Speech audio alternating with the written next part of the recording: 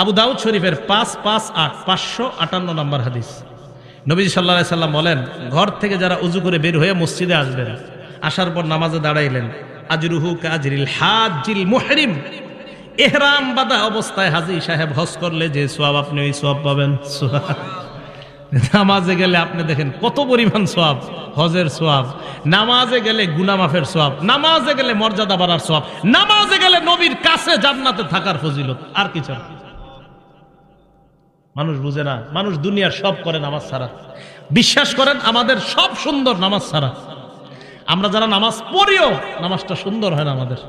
আমি আপনাদেরকে বলছি বুখারী শরীফের 757 নম্বর হাদিস দিয়া, নামাজটা যেন খুব ধীর স্থিরতার সাথে সুন্দরভাবে হয়। হবে না ইনশাআল্লাহ? অনেক সময় হয়ে গেল।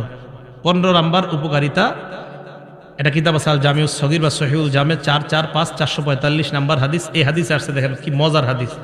আপনারা যারা মসজিদে নামাজ পড়তে যান, যাওয়ার পর এরপরে বাসায় ফিরে আসার আগ পর্যন্ত, কানাফিস সালাতি হাত্তা ইয়ারজিআ, বাসায় ফিরে আসার আগ পর্যন্ত ওই ব্যক্তি নামাজে থাকলে যে সওয়াব, বাসায় যাওয়ার আগ পর্যন্ত অন্য গুনাহ করেন না, এদিক সেদিক টিভিতে দাঁড়ায়েন না, নামাজে গেছেন আবার বাসায় চলে গেছেন, আল্লাহ আপনাকে বাসায় যাওয়ার আগ পর্যন্ত সওয়াব দিতেই থাকে।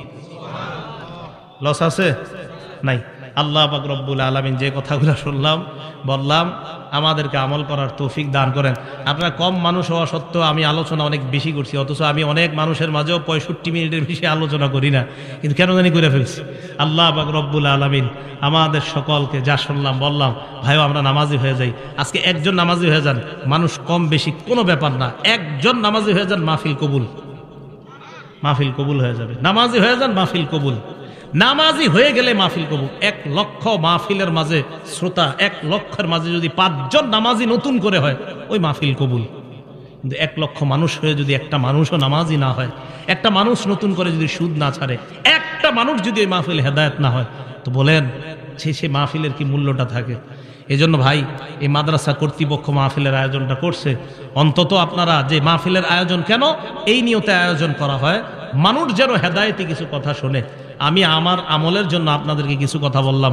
আমি নামাজের ওয়াজটা যখন আমার নিজের মধ্যে বেশি প্রয়োজন, তখন নামাজের ওয়াজ করা। আমরা যারা সফর করি, সফরের মাঝে দেখা যায় আমাদের নামাজ একটু দেরি হয়ে যায়, কষ্ট লাগে, আহারে অনেক সময় জ্যামে পড়ে থাকার কারণে তখন দেখা যায় জামাতে নামাজ পড়া হয় না। কত নিয়ত করছি আজকে এশার নামাজটা জামাতে পড়বো, বিশ্বাস করেন এক জায়গায় দাঁড়াইছি, দাঁড়ানোর পর দেখলাম নামাজটা শেষ হয়ে গেছে। এরপরে আসলাম আপনাদের ওইদিকে একটা মসজিদ, ওখানেও দিকে নামাজ শেষ। আরেক জায়গায় থামাইলাম, ওখানেও নামাজ শেষ। ভাবলাম 15তে জামাত, গিয়ে দেখি না ওই জায়গায় জামাত হয়ে গেছে 8টায়। আরেক জায়গায় ভাবলাম 15তে জামাত, এখানে এসে দেখি না ওখানে 8টায় হয়ে গেছে। আরেক জায়গায় ভাবলাম ওখানে গিয়ে 15তে পাবো, সেখানে আসতে আসতে 8:30 বেজে গেছে। তো এইভাবে দেখেন সফরের মধ্যে অনেক সময় এইগুলা মেনটেন করা কষ্টকর হয়ে যায়। তো আমি চিন্তা করলাম এরকম হইতেছে কেন, মানে নামাজের ওয়াজ করা দরকার।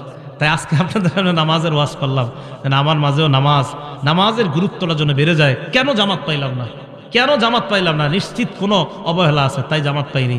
অবহেলা না থাকলে আল্লাহ পাওয়াই দিত। কোনো সমস্যা আছে অবশ্যই, না হয় অন্য দিন তো আমরা পাই, অন্য জায়গায় তো জামাত পাই, কেন মাঝে মাঝে এরকম পাই না? তো বুঝি যে কোনো গুরুত্বহীনতা, অবহেলা হচ্ছে কোথাও। তাই জন্য আমার দরকার সর্বপ্রথম ভাই, আমরা সবাই নামাজি হয়ে যাই। 1 ওয়াক্ত নামাজ ছাড়েন না, 1 ওয়াক্ত নামাজ কাজা করবেন না, 1 ওয়াক্ত নামাজ কাজা করবেন না। বাবা লাগেন, ভাই লাগেন, স্টেজে আসেন, পায়ে ধরতে বলেন, তাও ধরতে রাজি আছে। নামাজ ছাড়েন না, দুনিয়ার সব কিছুর সাথে আপোষ করেন, নামাজের সাথে আপোষ করেন না। 1 ওয়াক্ত নামাজ ছাড়েন না। বিশ্বাস করেন, নামাজ যদি আপনি ছেড়ে দেন, আল্লাহ আপনি নামাজ ছেড়ে দিলে আর কবে আপনি আল্লাহরে রাজি করবেন বলেন? আপনি আল্লাহ, যে আল্লাহ আপনারে বানাইলো, আল্লাহ বললেন 5 ওয়াক্ত নামাজ।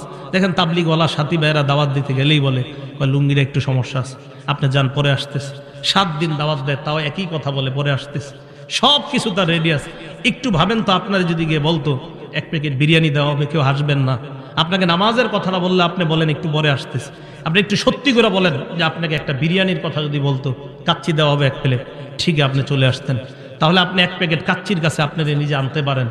তো আল্লাহ বলতেছে একটু নামাজে আসো, তখন আপনি কত অজুহাত দাঁড় করান, ভাই একটু দোকানে থাকতে হবে, হুজুর এই সমস্যা আছে, সেই সমস্যা। আজকে থেকে একটা নিয়ত করে ফেলেন, পৃথিবীর সব জায়গায় অজুহাত দাঁড় করালেও নামাজের ক্ষেত্রে কোনো অজুহাত দাঁড় করাবো না। ঠিক আছে না ইনশাল্লাহ? এখন কথা হলো, আজকে তো ওয়াজ করে চলে গেলাম, আপনাদের মাঝে এগুলো থাকবে কিভাবে? মসজিদে নিজেদের মধ্যে নামাজের আলোচনা বেশি করবেন, নিজেদের মাঝে যখন নামাজের আলোচনা বেশি হবে, চা দোকানের সামনে নামাজের আলোচনা বেশি হবে, ক্ষেতের পাশে দুইজন দাঁড়ায় গল্প করতেছেন, যখন নামাজের আলোচনা বেশি হবে, দেখবেন যেই জিনিস আপনার মাঝে কম আমলের ক্ষেত্রে ওইটার আলোচনা বাড়াইয়া দিবেন, আমল শুরু হয়ে যাবে ইনশাআল্লাহ।